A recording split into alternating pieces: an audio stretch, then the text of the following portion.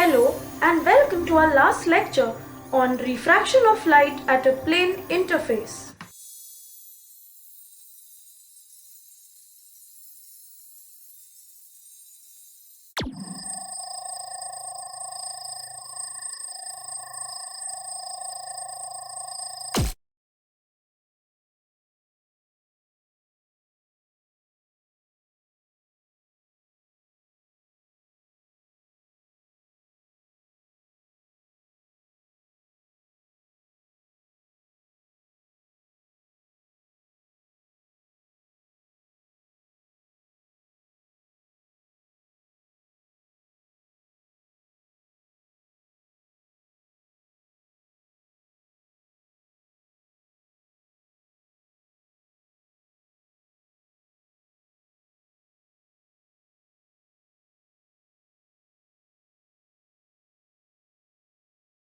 Won't it be interesting to know how these phenomena occur in daily life?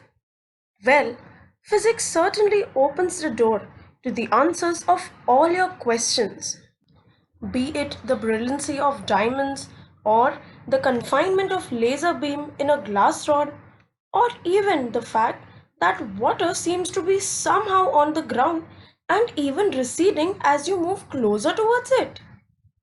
Well, I'm sure you might have even wondered how internet comes home to you through your Wi-Fi at such a zooming speed. Well, the answer to all this and much more is total internal reflection. Now, we already know what reflection is, right? Well, when light is traveling in a medium and it incidents on a shiny surface that is kept in that medium, it apparently bounces back from that surface. Well, this phenomena is reflection and we all know it. But what is total internal reflection? Well, let's find it out. As always, we will try to take help of the diagrams to find out what exactly our phenomena are, right? So, I would want you to have a look at this diagram first. Now, if you look at the first figure wherein my laser is hovering, you will clearly understand that I have a denser medium and I have a rarer medium. Also, XY is the interface or the boundary which is separating the denser and the rarer medium, correct? What I have over here is also that n dash is the normal which is drawn to this interface XY. Now what I am actually interested in is the propagation or rather transmission of light from the denser to the rarer medium. As you know that light can travel from a denser to a rarer medium in any direction probably that it wants, right?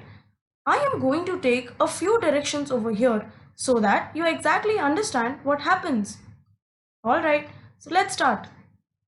Well, in the first diagram that you see over here, let AO be the incident ray. You can clearly see that AO is along the normal n dash. Hence, the angle of incidence, that is, the angle between the incident ray AO and the normal n dash is 0.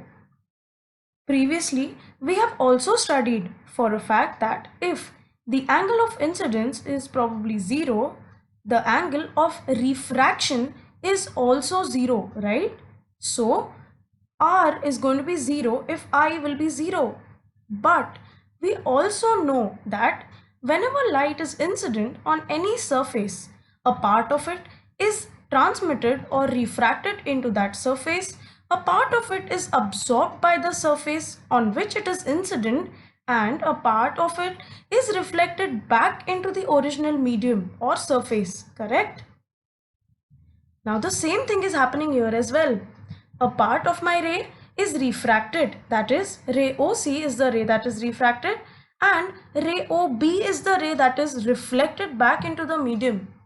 It is also interesting to know that the reflected ray follows all the laws of reflection too. Yes, which means that if the angle of incidence I is equal to 0, the angle of reflection has to be equal to the angle of incidence, right? Thus, if I is 0, the angle of reflection will also be 0. So obviously I see that ray OB is along the same normal, correct? And I also know for a fact that ray OC will also be along the normal. Yes. Now what if I tilt my source in such a manner that the angle of incidence is greater than 0? Well, we all know for a fact that when light travels from a denser medium to a rarer medium, the refracted ray bends away from the normal.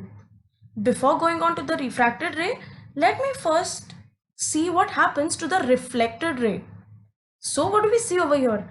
That if my angle of incidence is greater than 0 and if the ray is incidenting on, let's say, the interface xy, I will have partial reflection and partial refraction. Yes. Also, I know for a fact that the angle of reflection is going to be the same as that of angle of incidence, correct? Because the light is traveling or bouncing back in the same medium, right? Isn't it obvious? But since the light is probably moving or propagating in a different medium now, all right, what happens to my light or at ray OC?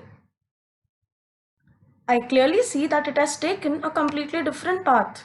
We all know this happens because of the change in medium, right? Absolutely. So, we also know for a fact that when the light is traveling from a denser medium to a rarer medium, its speed will increase. Yes. And we also know from our previous calculations that this angle of refraction R is going to be greater than the angle of incidence I. Alright.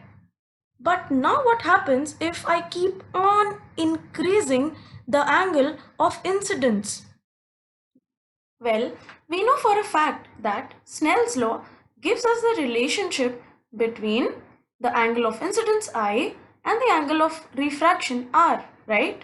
So assuming if the denser medium is the first medium and the rarer medium is the second medium, Snell's law tells us that the refractive index of the second medium with respect to the first medium is equal to sine I upon sine R, correct? Now since we also know that N21 is going to be constant for two media, obviously I can name this as maybe, let's say, a constant K, and it is going to be equal to sine I upon sine R, right? What about if I take sine R on the other side? I can clearly do that. What do I get? I will simply get that K sine R will be equal to sine I, right? Which means that sine I is directly proportional to sine R. Now, in trigonometry, we have also studied that sine of an angle is directly proportional to the angle, correct? Which means that if the angle increases, the sine of that angle also increases.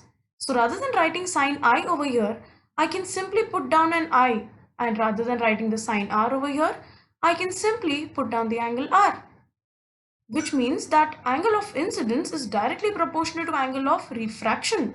Thus, if I increases, R is simply bound to increase. Now, if I show this to you pictorially in this diagram, you will clearly understand that if, let's say, this is another incident ray that I am drawing, having an angle of incidence which is greater than the previous angle, the refracted ray will bend even more away from the normal, right? So maybe this would be my refracted ray, and obviously the angle of refraction, now another R, is going to be more than the previous one, correct? So if I keep on increasing the angle of incidence, the angle of refraction also keeps on increasing. Which means, don't you think so, that at one particular angle of incidence, my refracted ray would probably make a 90-degree angle with respect to the normal? Yes, absolutely. Now, that angle of incidence at which when the light ray is traveling from the denser medium to the rarer medium, the refracted ray grazes the boundary, or it grazes the interface thus making the angle of refraction as 90.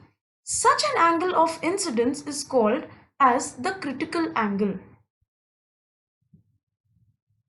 Thus, we clearly see that the critical angle for two given media is the angle of incidence strictly in the denser medium, for which the angle of refraction in the rarer medium is a 90 degree.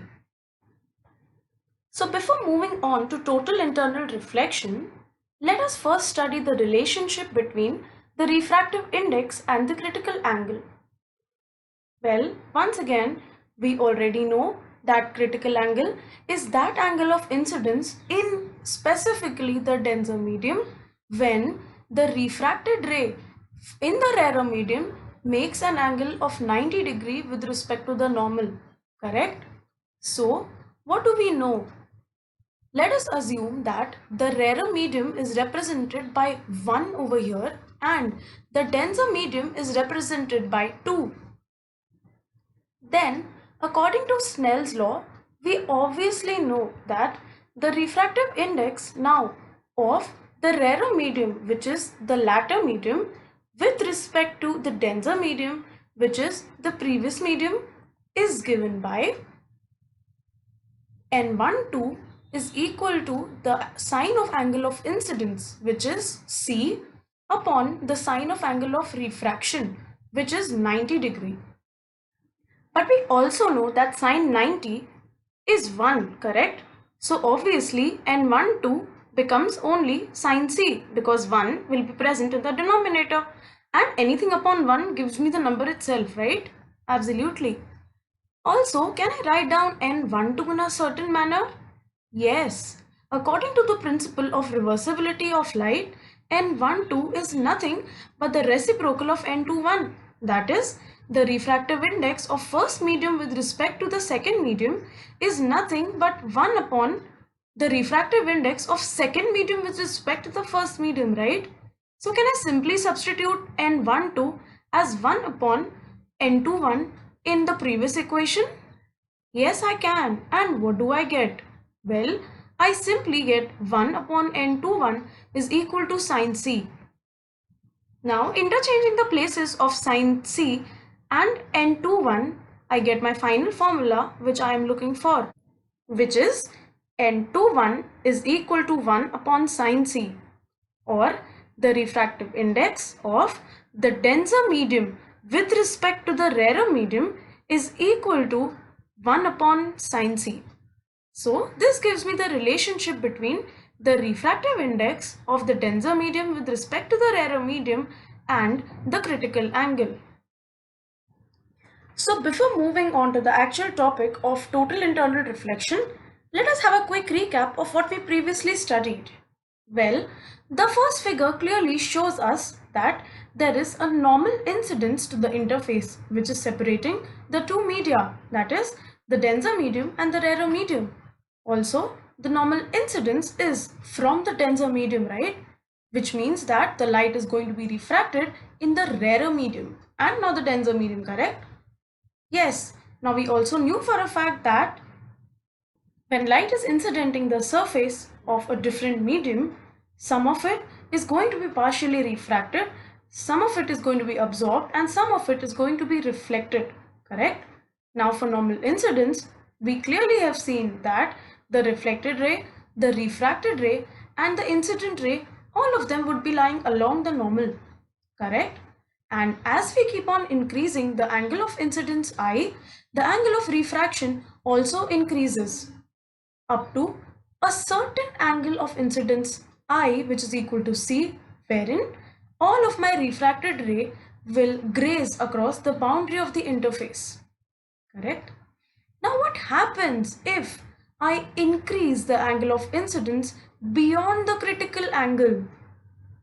Well, obviously the angle of refraction should now be greater than 90. If this angle of refraction becomes greater than 90, it means that the refracted ray clearly gets reflected back into the medium where the incident ray belonged, right?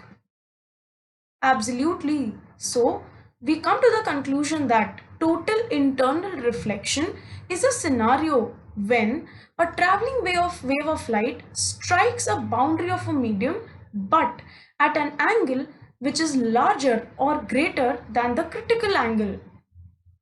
Thus, if the refractive index on the other side of the boundary of the medium is lower and the light wave or the incident wave strikes the interface at the angle of incidence which is greater than that of the critical angle, the entire light ray is reflected back internally.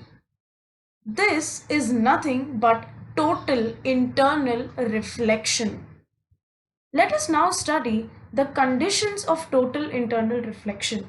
Well, there are just two conditions which are the most important conditions for total internal reflection to happen. The first one being that the light ray has to travel from the denser medium to the rarer medium. Well, when I say the denser medium and the rarer medium, I mean by their refractive indexes, correct? Which means the light ray has to strictly travel from an optically denser medium to the optically rarer medium. The second condition says that the angle of incidence formed in the denser medium should be more than the critical angle for that medium. So it obviously means that if the angle of incidence in the denser medium is going to be lesser than the critical angle, the light will be refracted, correct? It is important for you to note down these conditions because as good as last year, this question was asked for 2 marks.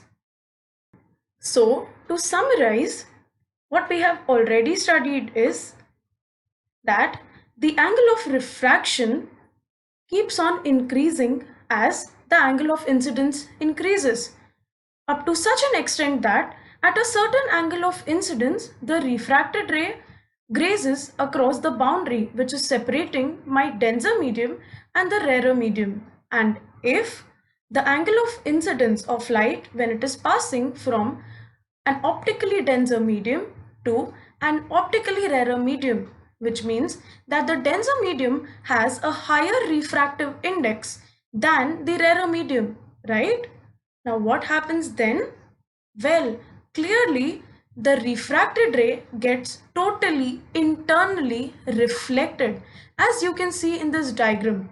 So without much ado, I would want you all to pause this video over here for a while and look at this diagram very carefully. Now that we have studied total internal reflection, let me move ahead and answer the questions that I had posed at the start of this video. Yes, we certainly are going to study the applications of total internal reflection next. Well, there are 4 major applications that you need to study this time. The first one being brilliancy of diamonds, the second mirage, the third totally reflecting prism, and the fourth optical fibers. Let us pick them up one by one. Well, you certainly have heard that diamonds are forever, right? Now, why do they say that diamonds are forever? And why are people so crazy behind diamonds? I'm sure you might have even wondered, why does only diamond and not any other material shine so brightly? Well, physics to your rescue. Let's find out how. Here I have a diagram of a diamond. Certainly doesn't look this way as you see it, right? Well, this is just a simple diagram to help you understand what exactly happens inside this diamond that makes it shine so brilliantly. Well, it is also interesting to note that the concept of critical angle is at the core of explaining the brilliancy of diamonds. Well, we already know the formula or the relationship between the critical angle and the refractive index of, let's say, the second medium with respect to the other, right? So if I assume that diamond is my medium 2 and air is my medium 1, as you can see here, wherein obviously the diamond is my denser medium and air is my rarer medium, right? So I know for a fact that The refractive index of second medium with respect to the first medium is nothing but the reciprocal of critical angle, or the sine of the critical angle, if I may. Correct? Now, if you look at this formula that you have, you clearly know that if I have a material that has a large refractive index, obviously the sine of critical angle is going to be small, right? Because it is in the denominator. We clearly know that smaller the denominator, larger is going to be the quantity on the other side, correct? Remember the clip that you saw at the start of this video of a car that was driving on a road approaching what seemed to be water? Well, do you even think that water would somehow miraculously fall on a road and would even start receding when you try to approach it? Some might even feel that they are hallucinating. But in reality, that's certainly not hallucination, and you do not need to even visit a shrink for that. It is simply an optical illusion that goes by the word mirage. Now, you might have also heard of this word which apparently circulates more around in a desert. Well, you surely know that a desert is really hot, and sometimes people feel that they are hallucinating because they feel that there is presence of water at a very far distance. That is certainly not water what they see. It is the reflection of sky. Interesting, isn't it? Well, let's see how. I'm going to take two scenarios. One, when a man is, let's say, probably walking on a road, and the other when a man has been left in a desert. Sad, isn't it? But since we need to understand, we obviously have to compare, right? Now, we all know for a fact that we can see things around only because they reflect the sunlight in the visible spectrum, of course. Yes? So let's consider figure A, wherein the man is maybe walking on a road. Well, the coconut tree reflects sunlight, and these reflected rays reach the man's eyes, and he can clearly see the coconut tree over here as it is. Now, this happens only because of the fact that the refractive index of the air is constant throughout. In fact, the crux of this whole phenomena is the fact that refractive index changes. Let's see how. So, in figure 1, obviously you understood that because there is refractive index which is constant throughout the whole medium of air, the reflected rays reach the eye of the man simply as they were supposed to, undeviated, right? Now this also happens because air is at a uniform temperature. Well, now let's see if I keep this man stranded in a desert. Now, we all know that in a desert, the air near the ground is warmer than the air, let's say, at a considerable height above the ground. Now, why does this even happen? Remember, I had asked you once on the group about this? And at that time, you had got your answers right. Well, I'm just repeating what you already told me. So, the specific heat capacity of, let's say, sand, which is obviously present in abundance in a desert, is very less when you compare it with the specific heat capacity of the air molecules or even the water vapor that's present in air, right?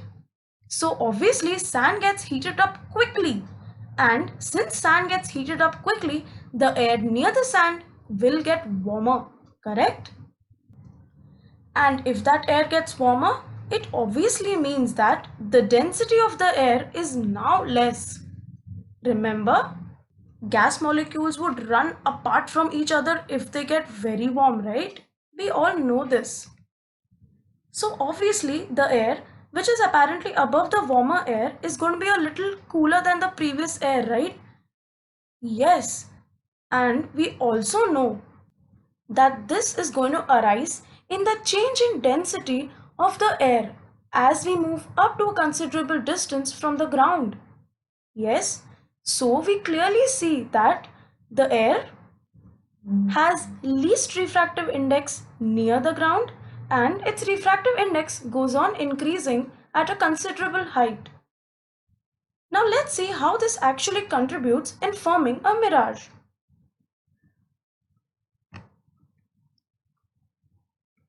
I have taken a really magnified image of what exactly happens. So, as I previously told you that as we move above the ground, the refractive index of the air keeps on increasing. That is, the air near the ground is the hottest and the air above the ground is cooler, visibly cooler, right? So now what happens, alright? Let's assume that my coconut tree was somewhere here. But before that, let me just point out what are the refractive indices of the air.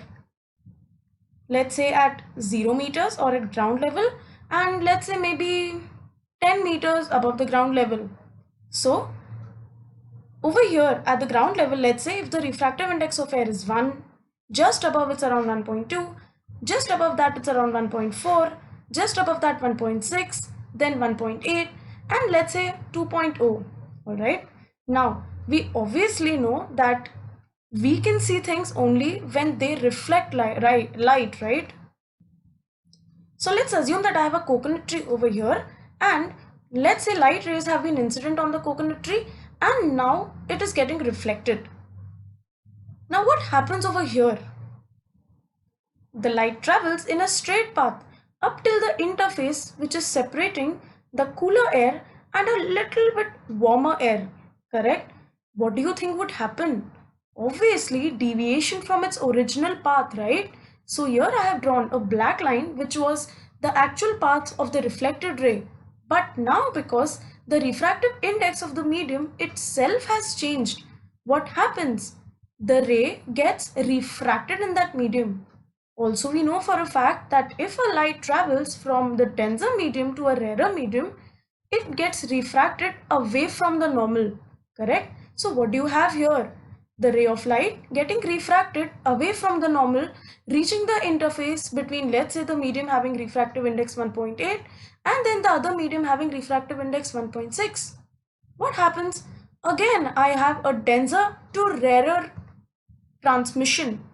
So obviously the light would again deviate away from the normal and then again travel in the medium undeviated until the interface which separates the medium having refractive index 1.6 and maybe the other medium having refractive index 1.4. Obviously, we again see for a fact that it is traveling from a denser medium to a rarer medium, right? A deviation again, and that deviation will also increase the angle, correct? Because it's again moving from a denser to a rarer medium. So the angle of refraction will be even more because the ray has bent away from the normal. Moving on to the other medium, again because of the change in the medium, the ray will be refracted even more. And suppose if it reaches, let's say, medium 5, which has its refractive index in 1.2, and if this angle of incidence at the interface is greater than that of the critical angle between medium 5 and medium 6, we all know that there is going to be a total internal reflection, correct? Yes, so rather than light actually getting ahead or rather progressing in the medium number 6, which has refractive index of 1, it simply totally reflects back into the fifth medium. Yes, and obviously it is going to progress ahead. So what happens when it progresses ahead? Now it is traveling from medium 5 to medium 4. That is, it is now traveling from a medium that has refractive index 1.2 to a medium that has refractive index 1.4, which means it is traveling from a rarer medium to a denser medium. And we know what happens to such a ray of light, right? Obviously, it is going to deviate towards the normal or bend towards the normal. Correct, absolutely. Again, it will go undeviated in that medium until it reaches the next interface. Now, what does it see? The medium above has a higher refractive index than the previous medium. So again, another deviation towards the normal. again going undeviated in that medium up till it reaches the interface. Again, what does the light ray see? That the other medium has a higher refractive index, thus it has another bend which happens towards the normal, and so on and so forth. The same thing is going to happen in the last medium. So, what I clearly see that the ray of light follows a slightly parabolic path, correct? What you have actually seen here is the fact that there has been a gradual increase in the refractive index as you move from bottom to top. Well, this does not exactly happen in this manner, right?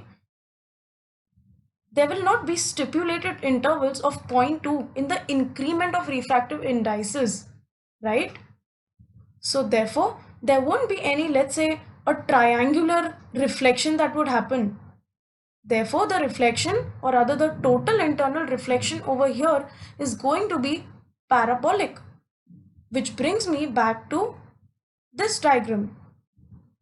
So now let's say the reflected ray has reached the eye of the person, but what he sees is that when this reflected ray is interpolated down to the ground, he sees an inverted image of this coconut tree. And obviously, the same thing would happen to the sky. So suppose if I had probably clouds here and maybe a really beautiful blue sky, all the rays that were probably reflected from that cloud and would have reached the eye of this person under the influence of a constantly decreasing refractive index, and obviously because of the interpolation of those refracted or other totally internally reflected rays onto the ground, the person would have clearly seen the blue sky over here, and he would have gotten the impression that this coconut tree is floating in water.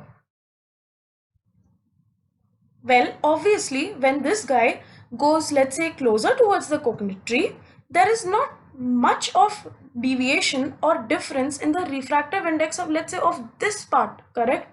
So, he's going to see a clear image of the coconut tree and not any inverted image of that, and certainly not any water.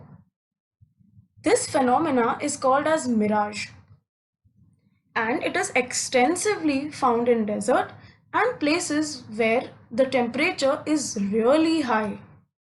Let us now move on to our third application of total internal reflection. Our third application is the totally reflecting prism.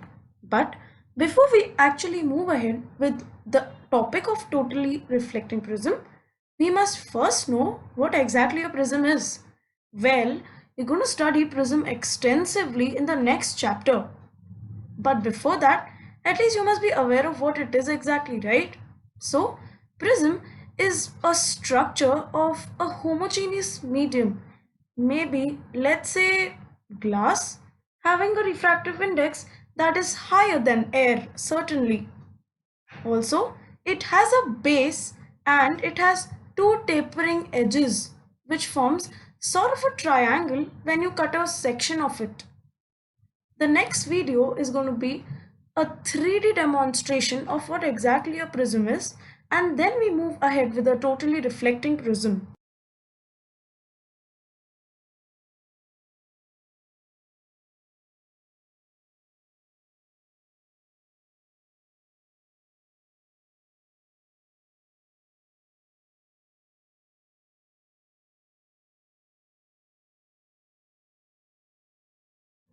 Before we start with the topic of totally reflecting prism, we must first understand which prism we are about to use. Well, if you recall, the largest side, that is this, is going to be the base of my prism. Also, this prism is called as a 45-degree, 90-degree and 45-degree prism. So over here, my base angles are 45 degrees and the angle of my prism is 90-degree.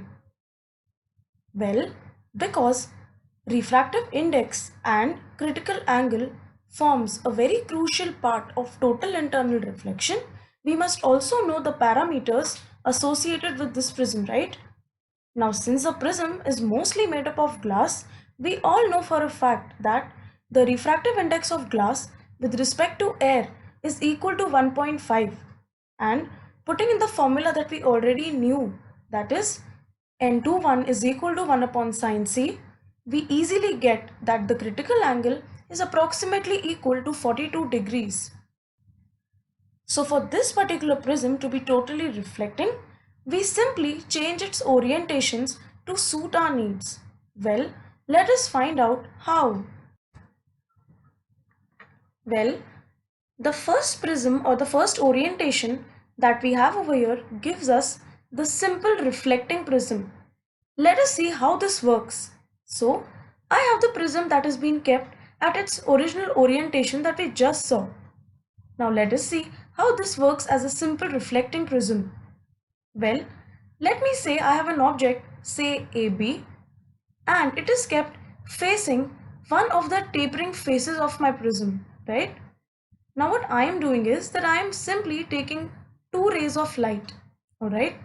What I also see that these two rays of light, when they are traveling from, let's say, the air to the prism, are incidenting normally onto the prism air interface, correct? So obviously the refracted ray will be undeviated, right? So for both these refracted rays, it goes completely undeviated and it strikes the interface between the glass prism and the air again on the base of the prism, or let's say the hypotenuse side of the prism, correct? Let's now move on to the other orientation and see what that prism is called. So over here this prism is called as a reversing prism. Well, let's see how.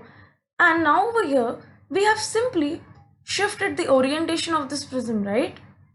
So what did we do? So before we move on to the other orientations of the totally reflecting prism, I would want you to note down a few takeaways from this one. Well, the first one being the fact that there is going to be a normal incidence on the refracting surface of the prism. Also, the second one being that there is going to be only one reflection that is happening inside the prism, right? You can clearly see that the ray is being reflected or totally internally reflected only once. This ray is totally internally reflected once, and so is this ray, correct? Also, the third takeaway would be the fact that there is a 90-degree shift from the actual object. Alright, let's move on to the second one now. Well, as you can clearly see that I have simply changed the orientation, and now the incident ray is not incidenting on the refracting edge or the refracting surface of the prism. Rather, it is incidenting on the base of the prism here. Wow! Also, you must note that there is a normal incidence again, correct? Well, the same story is repeated, and this prism over here is called as a reversing prism. Well, let's see how. It is interesting to note that just simply tilting the prism or just changing its orientation gives me not one but two total internal reflections. Interesting, right? Let's see how. So let me first take, let's say, the ray P, and then I'll move on to the ray Q, correct? From the P and Q part of the object. Alright. So let's say I have this ray P, which is again incidenting normally to the base of the prism. So obviously it is trying to travel from the rarer medium to the denser medium, and because there is a normal incidence, the refracted ray will also propagate, move ahead normally, correct? Now we also know for a fact that because it's a 45 degree, 90 degree and 45 degree prism, the angle of incidence over here onto the second interface, which is between the denser medium, that is glass prism, and the rarer medium, that is air, is going to be greater than 45 degrees. Sorry, greater than 42 degrees. So what will happen? Obviously, the whole ray is going to be totally reflected internally. Now what is also interesting to note that the angle of incidence at this part is also going to be a 45 degree as well. If you have any confusion as to how this angle should be 45, well, you can simply extend both these normals back. Now since they are two normals, obviously the angle between them is going to be a 90, and if this is 45 degree, this is 90 degree, obviously this has to be 45 degree, right? Why? Because the sum of all the angles of a triangle is 180. Alright, so if this angle is 45 degree, which means that it is greater than the 42 degrees, which is the critical angle for my glass air interface, obviously the ray incident over here is going to be totally internally reflected again, right? So it gets reflected at an angle of 45 and it touches this interface again, which is the interface between the glass prism and the air. It is also interesting to note that this ray is completely parallel to the original ray, right? So obviously if this angle was going to be 0, the angle over here is also 0, correct? And obviously if the angle of incidence over here, which is the angle between the incident ray and the normal drawn to the denser error interface is 0, obviously the refracted ray will also go undeviated. So I simply have my image of the object P as over here. Now the same treatment is meted out to the point Q here, right? So what do you get in return? You get no deviation at this point, obviously a 45 degree incident at this point, then because 45 degree is greater than 42 degree, a totally internal reflection over here, because again this is going to be a 45 degree incidence which is going to be greater than the 42 degree for glass and air, you will have another total internal reflection. Yes, and now because this ray and this ray were parallel, you would obviously get an undeviated ray back, correct? So what do you get? You get the spitting image of Q as Q dash here. But what is interesting to note that now the object has been 180 degree reversed, correct? Now this is the reason this prism is called as a reversing prism, because you see a 180 degree shift between the object and the image. So what are going to be the takeaways over here? That the incident ray should be incident normally onto the base of the prism, and there has to be two total internal reflections inside the prism, right? What is going to be the product? Obviously a 180 degree shift. Now such a prism is used in binoculars and we are soon going to see how. Well, moving on, the third prism that we are going to see is this. Now we just have tilted the orientation of our prism such that the base angles of 45 degree and 45 degree actually at the base, and the object is kept facing one of the refracting or the tapering edges. So what exactly happens over here and what is this prism even called? Let us see. This prism is also known as an erecting prism. Now let us see why exactly is this called such. So let me say that I have my object xy or yx kept facing one of the refracting surfaces of the prism. Alright, and as previously I am going to take two rays from both the edges of the object. Alright, now you can clearly see here that there is no normal incidence from the object to the refracting surface, correct? Absolutely. So obviously since this angle is greater than 0 and my ray of light is traveling from air to the glass, what do you think should happen? Yes, when light travels from a rarer medium to a denser medium, the ray bends towards the normal, right? Absolutely. So obviously this ray will bend closer to the normal, correct? And then it is going to propagate in the prism. incidenting again at the surface separating the prism and the air again, correct? Now, suppose if this angle of incidence at the prism air interface is greater than 42 degrees. Let me say that I have taken this angle to be as 45 or maybe even greater than that. What happens? I know for a fact that if my angle of incidence will be greater than the critical angle, total internal reflection will take place, right? Yes. So obviously this ray which is incident on the prism air interface is totally internally reflected and reaches the other refracting surface. Correct? Now this angle again over here need not necessarily be normal to the interface, correct? So now what would happen? Because the air is traveling from a denser medium to a rarer medium, and because this angle is surely lesser than the critical angle of 42 degree, we will obviously get a refraction, and this time the refracted ray is going to bend away from the normal. So what do I get?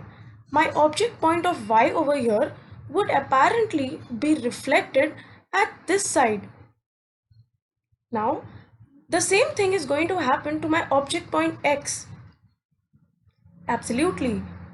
A refraction over here because there is a change in medium, that is from rarer to denser, and a total internal reflection at the base of the prism, because if the angle again is greater than the critical angle over here, the ray will be totally internally reflected, right?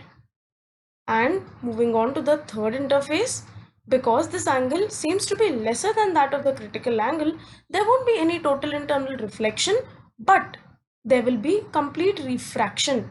Correct? Not complete, in fact, partial, but a quite stronger one. Yes, absolutely. So what do I get? I get the image point of x over here. Correct? Now, what I do see over here, that my image has been again undertaken a 180-degree rotation. Correct? Obviously. But I also see for a fact that my image of the object is now erect. That means if my source is over here and my, let's say, a person who's viewing the source is on the other side of the prism, the person is going to see an erect image of the source. This is the only reason such an orientation of the prism is called as an erecting prism, and it is used in something called as projection lantern or slide protector. We are going to see all of this very soon. Let us now move on and see how these prisms are actually used.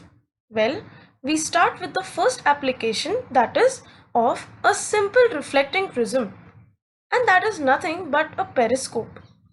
Now, a periscope is simply a reflecting or an imaging device which is generally used in submarines and to look at our surroundings above large crowds. So obviously I would be having my objective lens over here and probably the eyepiece over here, and my eye will be kept here, correct? Now if I say that I'm keeping this, let's say on the, or rather above the roof of a submarine, obviously this part of the periscope would be above the surface of water. Can you imagine my periscope being above the surface of water, and from below the surface of the water I can clearly see what's going around simply by keeping my eye here and by rotating this periscope? Yes? Well, let us see how. We already know that the simple reflecting prism is going to give us a 90-degree shift of the object, right? So obviously we cannot simply use just one single prism for that. We really have to use two prisms kept at the same orientation of the incidence of my incident rays, correct? Well, I have a small animation to show you how to do this. So, suppose if this is my object, we know for a fact that it is going to be reflected in this manner, right? So what is this? It's a 90-degree shift from the original perspective, correct? Wherein if this was the head of my object, the head is going to be tilted at an angle of 90 degree with respect to the original one, right? Now, if this object same is going to be the object of incidence for the second prism here, what do I see? Well, obviously, this head over here is going to be imaged at this position, correct? And let's say the tail over here, by the orientation of the prism, is going to be imaged this side. What do you see now? You clearly see an erect image of the object, correct? Yes. So this is how we make use of two simple reflecting prisms in a periscope to view the objects above the water from under the submarine. Interesting, isn't it? Alright, so the second application now that I have is going to be of the reversing prism, which is obviously no prizes for guessing, we just saw the binoculars. Now, how exactly does this binocular work? Well, let's again see how. So, we generally keep our eye over here. Thus, obviously, this lens becomes our eyepiece, and this is going to be our objective because the object will obviously be somewhere here, right? What do you think are the binoculars used for? Well, it is obviously used to look at objects that are far, far away, not as far as the stars, but still pretty far. So let us see how this exactly works. Alright, now light apparently, which is being reflected from that object, incidents on this objective lens, and because it is beyond 2f, you're going to look at all of these terms in the subsequent chapters that we do.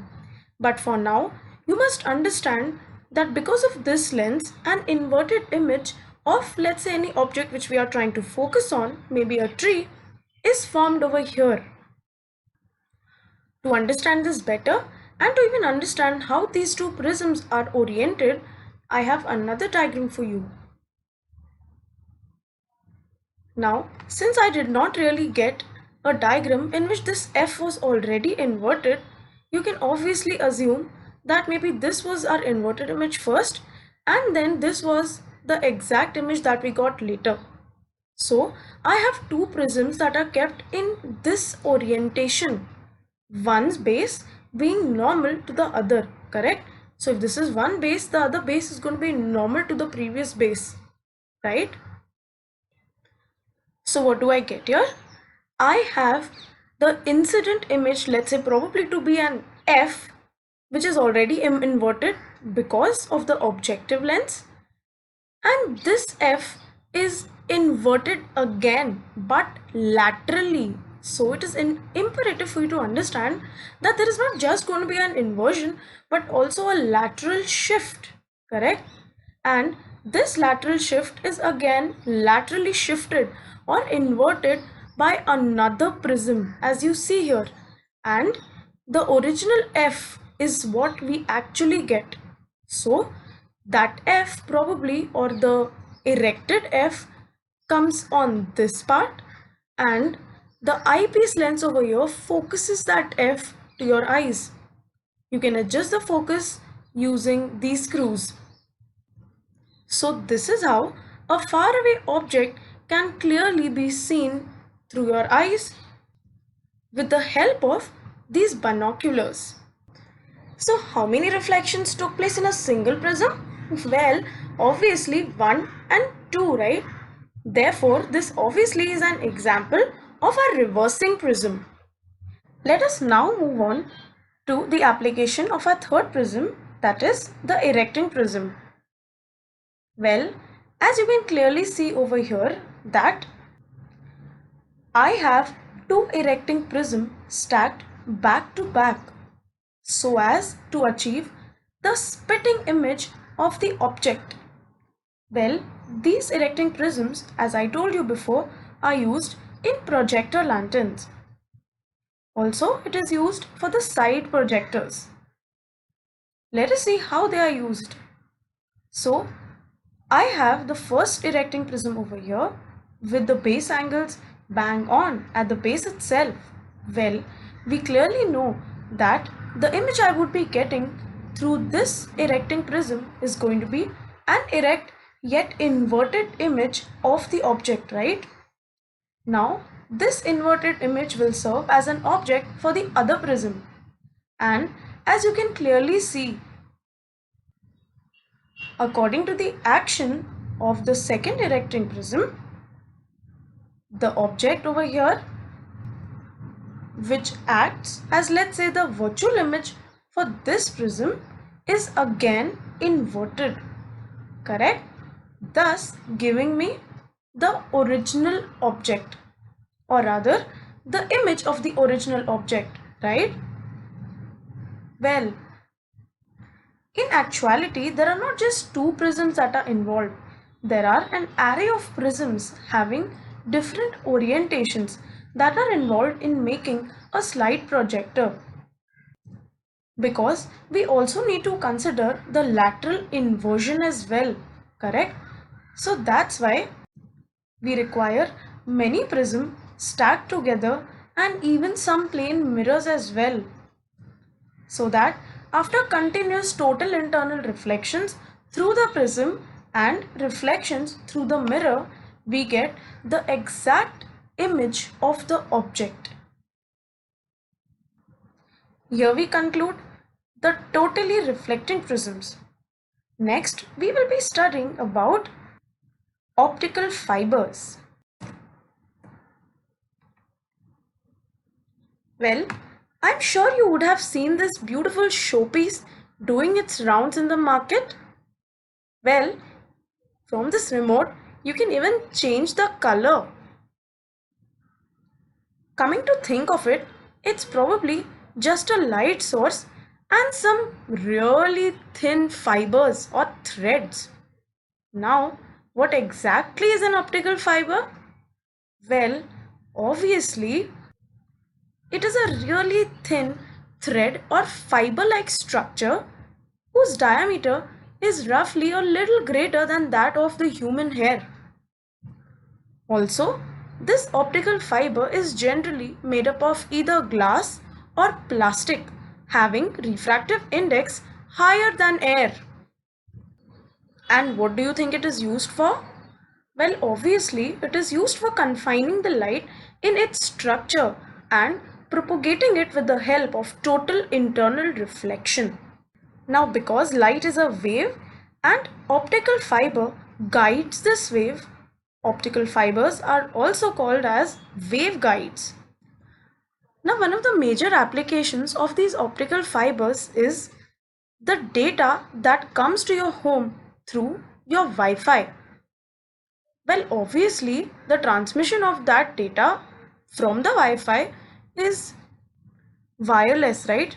But what brings that data to the Wi-Fi? You guessed it right, obviously cables.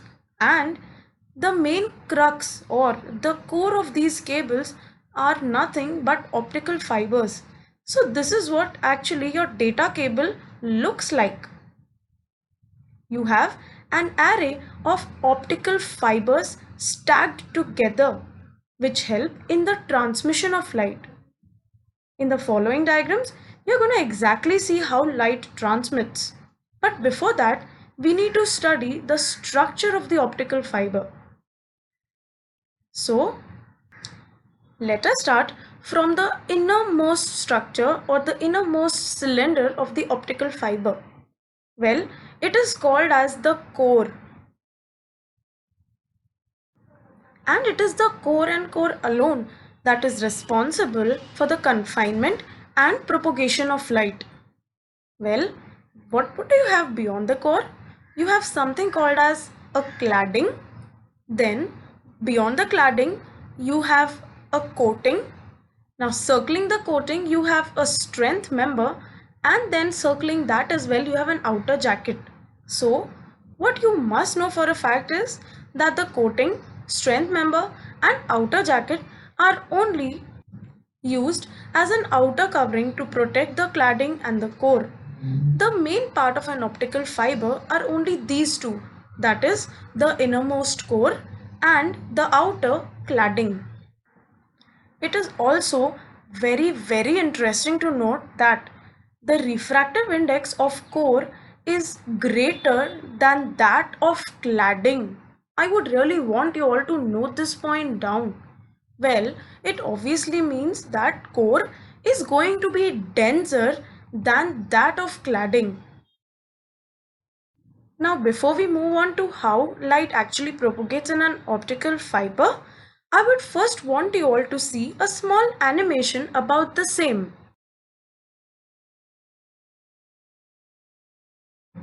Let us now understand how exactly optical fibers work.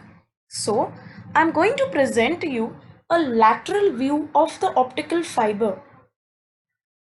Well, as you can see over here that there is a core and surrounding the core I have cladding.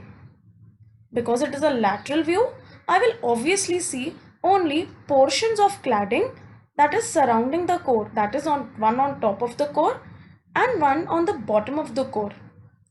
Also remember I told you that the refractive index of core is greater than that of the cladding. You can also see a dashed line over here that is bisecting my core. Well, this dashed line is called as the principal axis of my optical fiber. Let us now see how light is propagated in an optical fiber. For that, I am going to take two different cases.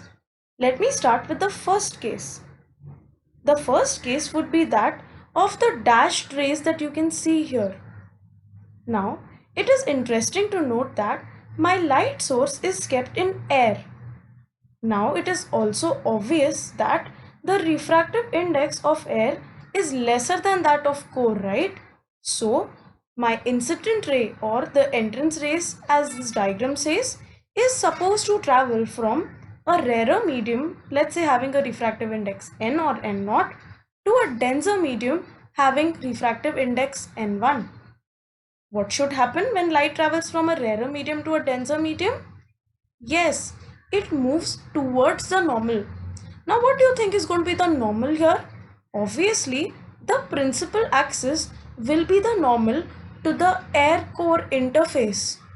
Isn't it correct? Absolutely. So, what happens to these dashed rays?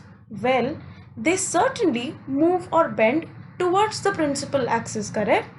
And propagate into the core up till the point when they incident on the core cladding interface.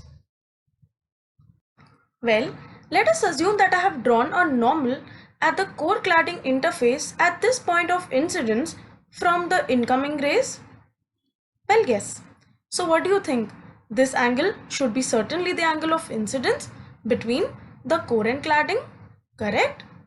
Now also suppose if this angle of incidence is lesser than the critical angle for the core cladding interface, we obviously know that majority of the light is going to get refracted into the cladding. Now why does this happen? Obviously because now my light is going from a denser medium to a rarer medium. And when the light goes from a denser medium to rarer medium, if the angle of incidence is lesser than the critical angle, I know for a fact that majority of the light gets refracted down to the rarer medium, correct? And it also bends away from the normal, which is exactly the case that has happened here. You also understand for a fact that whatever light ray that has traveled into the cladding is something that is lost, correct? Now, can you imagine a lot of your data being not reaching to you? Can you imagine a lot of your data which is coming, let's say, from your internet service provider company and simply getting lost in transition like this? I'm sure this is not something that you would want, right? Or you can even imagine parts of the movie that you're watching getting lost like this, the signals getting simply lost. I'm sure you wouldn't really want that. Alright, so before moving on, let us take up the next case. That is of the ray which has been drawn in a solid line. Alright. Well, I see that theta naught is the angle of incidence for the air core interface. So again, the story continues. If my light ray is traveling from a rarer to a denser medium, it will obviously move closer to the normal. The normal here again is the principal axis of the optical fiber. So, the refracted ray in the core moves closer to the principal axis and incidents at the certain point of incidence on the core cladding interface. But what is interesting to note over here is that suppose if the angle phi over here is greater than the critical angle for the core cladding interface, almost all of the ray is reflected back into the core. Wow, interesting, isn't it? This is how light propagates inside the optical fiber. It is also really interesting to note that when this reflected ray strikes the other boundary of core cladding interface, the angle of incidence that it makes over here again would be greater than the critical angle. Why? Because of this is going to be phi, this angle here is going to be phi 2, because since it is total internal reflection, it is obviously bound to obey all the laws of reflection this time and not refraction, correct? And obviously if this angle is going to be phi here, the angle which will be drawn over here is also going to be phi, right?